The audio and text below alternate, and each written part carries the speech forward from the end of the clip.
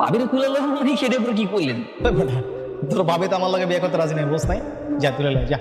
ওই খারা খা, তোরা তো মাত্র আইলি, এক কাম কর, তোরা রেস্ট কর, কাচ্চি কুচ্চি খা। ওই মতিন হ্যালো, তোরা যা।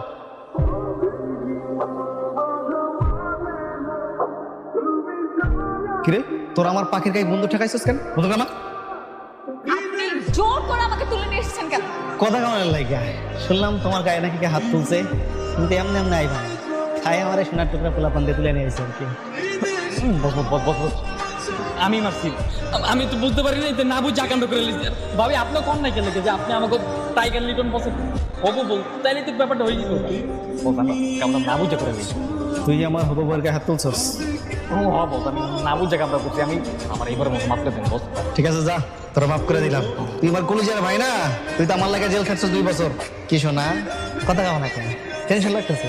টেনশন নাই তো, তোমার লাগে আমার বিয়েটা হয়ে গেলে টেনশন সব যাইবে না।